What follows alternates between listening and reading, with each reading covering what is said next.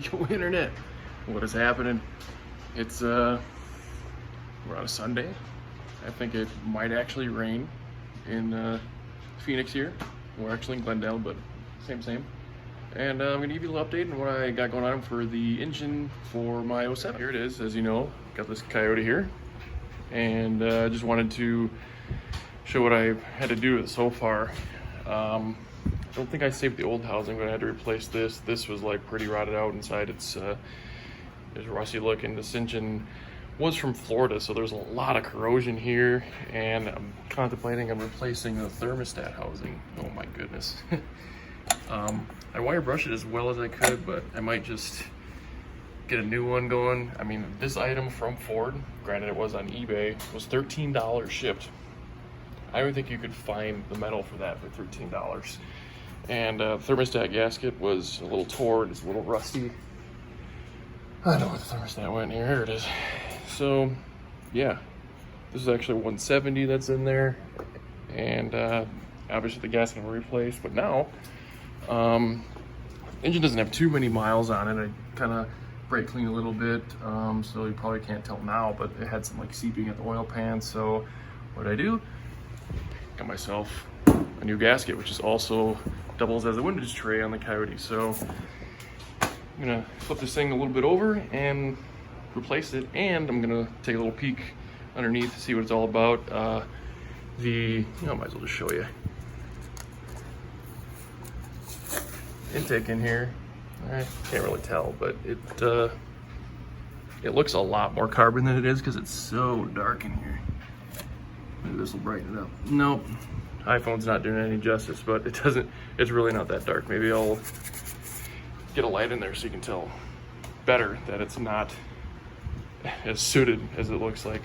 But yeah, just give it a quick shot with the air gun and kind of wire brush all aluminum, because this, the reason I replaced this also was the gasket for this was leaking. You can still see the remnants of it.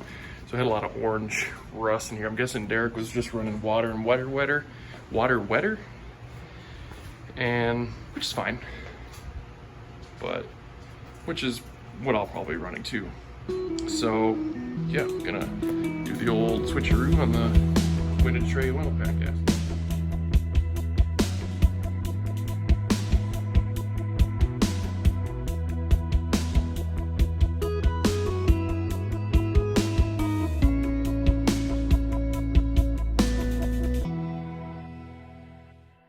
All right, got the pan drop, windage tray down. You actually have to pull the tube, pickup tube, to get the gasket off, which I forgot, but no big deal.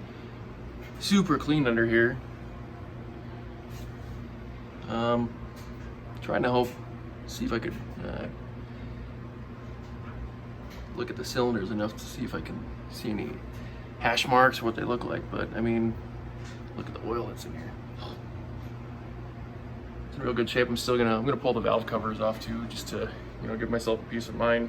Engine wasn't exactly a cheap thing to buy, so it's always good to give it a once over. All right, so I got the pan all cleaned up. It's all nice and purty in there, and got the surface prepped. Oh well, I'm gonna have to clean up that oil it's dripping because I literally just turned it back right side up. But I'm gonna actually crack open these valve covers just in case.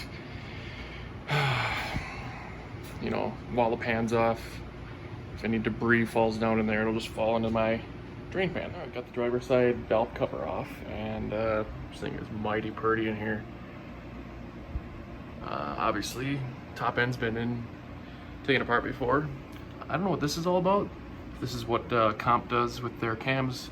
As you may remember, these are Comp Cam Stage 3 camshafts.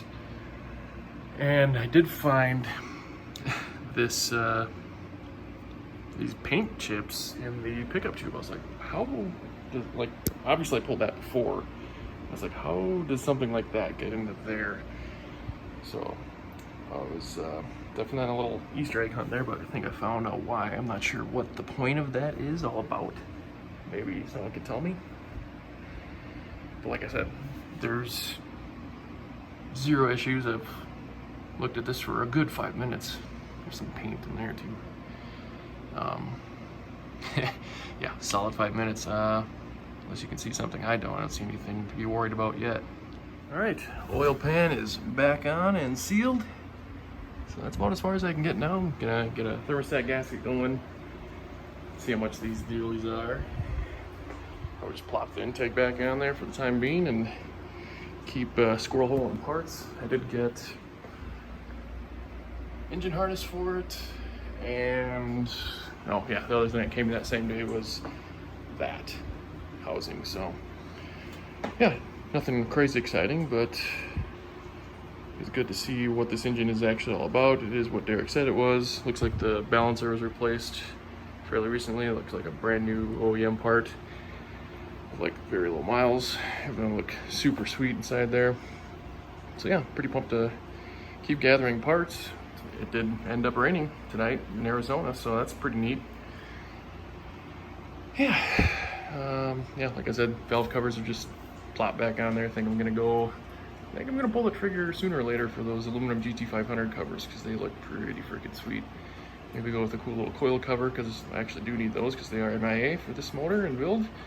So that'll be it for today. It did get humid, so this will be where I'm signing off.